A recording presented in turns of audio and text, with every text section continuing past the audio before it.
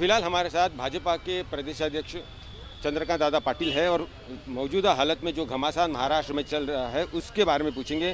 दादा क्या कहेंगे कि जो आज एक ट्वीट हुआ है और नवाब मलिक इन्होंने जो कहा है कि अमृता फडणवीस इनके साथ जो व्यक्ति है कहीं ना कहीं ड्रग पेडलर है, ऐसा आरोप लग रहा है। राज्य तो आपका है, एक गृह मंत्री गायब हुए तो क्या हुआ, दूसरे गृह मंत्री है। तो राज्य आपका होने के बाद भी आप प्रेस कॉन्फ्रेंस में क्यों आरोप लगाते हो? आपने तो मंत्री के नाते ऑर्डर देनी है, इसकी छानबीन करो, इस पर शासन करो, इनको कोर्ट में लेकर जाओ। तो जब अपने खिसे में अपने पास मटेरियल नहीं होता तो एक अच्छा माध्यम होता है कि प्रेस में जाकर बात करो। तो उनके पास इस प्रकार के कुछ पुरावे हैं तो वो सपोर्टिंग डॉक्यूमेंट्स लेकर वो संबंधित एजेंसी को मिले। लेकिन अमृता भाभी पर जिस प्रकार से आरोप लगाए जा रहे हैं हम ये सहन नहीं करेंगे। हमारी संस्कृति में दो पुरुषों का झगड़ा दो पुरुषों ने निपटाना है। हाँ, घर की महिला को हमने कभी किसी की महिला पर कहा क्या? हमारे संस्कृति में भाभी माँ होती है। अमृता भाभी पर इसके बाद कोई इस प्रकार का कीचड़ उछालेगा तो हम उसको सहन नहीं करेंगे। ऐसी ही कुछ बात राज्य के उप मुख्यमंत्री अजित दादा पवार ने कही है कि उनके घर में उनके बहनों के ऊपर जो रेड हुई है, इंक्वायरी हुई है और बाद में बड़े पवार साहब ने भी कहा है कि उस रेड में कुछ, उस सर्च में कुछ तथ्य नहीं था। रेड ये एक अलग विषय है। उन एजेंसीज को कुछ जानकारी मिलती है, वो रेड होती है। रेड में कोई कीचड़ नहीं उछालता, इट्स अ प्रोसीजर। नहीं कुछ मिला तो उस प्रकार से सामने भी आता है कि इसमें कुछ नहीं मिला। मैं कह रहा हूँ कि हर बार अमृता भाभी पर कुछ टिप्पणी करना और जो आक्रामकों की जो संस्कृति थी कि भाई इस देश के पुरुष के दो मानव बिंदु है, एक देव यानी गॉड और एक महिला, तो उस मानव बिंदु पर अटैक करो तो ये टूट जाएगा। उस प्रकार की नीति चल रही है। हर बार अमृता भाभी पर बोलना, देवेंद्र जी ऐसे सामान्य नहीं है, वो टूट नहीं जाएंगे, वो संघर्ष करेंगे। हम सब लोग साथ में हैं। तो हमारी संस्कृति में भाभी को माँ माना जाता है। हमारी माँ पर इस प्रकार से चिखल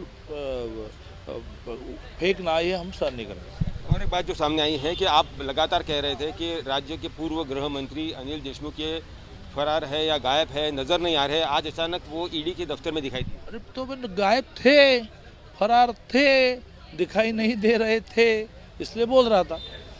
आज क्यों प्रकट हुए वो शाम तक पता चलेगा। धनंजय मुंडे इन्होंने कुछ 2 दिन पहले पुणे में कहा है कि जो वानखड़े ईडी एनसीबी के जो अधिकारी हैं उनके जांच सर्टिफिकेट के ऊपर अगर किसी ने कंप्लेंट की, शिकायत की तो जांच हो सकती है, ऐसा प्रावधान है कानून में। हाँ, जांच करो ना, किसने रोका है? जांच करने के पहले, कुछ नतीजा निकलने के पहले आरोप क्यों लगाते हो? हाँ, धनंजय मुंडे ने बराबर कहा है कि जांच करेंगे। हाँ, जांच करो, निष्कर्ष निकालेंगे, निष्कर्ष निकालो। उन्होंने कास्ट सर्टिफिकेट गलत इस्तेमाल किया होगा तो शासन भी करो। तो हर रोज़ प्रेस में आकर क्यों उनकी निंदा नालस्ती करते हो? भारतीय जनता पार्टी और भारतीय जनता पार्टी के अनुसूचित जाति मोर्चा यानी शेड्यूल कास्ट विंग एक दलित अधिकारियों पर इस प्रकार से कीचड़ फेंकना यह सहन नहीं करेगी। मुश्किलें बढ़ सकती है समीर वानखड़े इनकी सर्टिफिकेट की जांच हुई तो? नहीं, समीर वानखड़े कोई हमारा जामाद नहीं है। उन्होंने गलती की होगी तो उनको शासन कर लेना पड़ेगा। गलती की है यह प्रूव होने के पहले जो तमाशा चल रहा है उस तमाशा पर मैं बोल रहा हूँ। दादा, कुछ दिन पहले आपने कहा था कि उप मुख्यमंत्री अजित दादा जैसे आपकी जेब में है। परसों आपने कह दिया है कि नवाब मलिक जैसे आपकी जेब में है।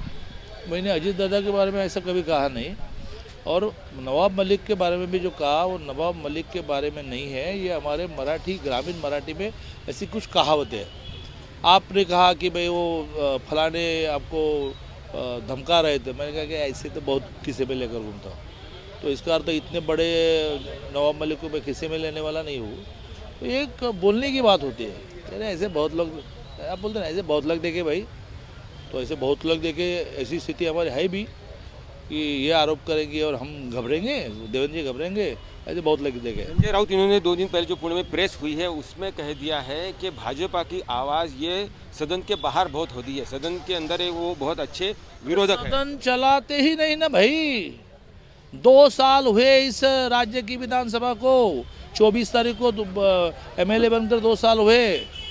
एक भी अधिवेशन एक दिन या 2 दिन से ज़्यादा नहीं चला।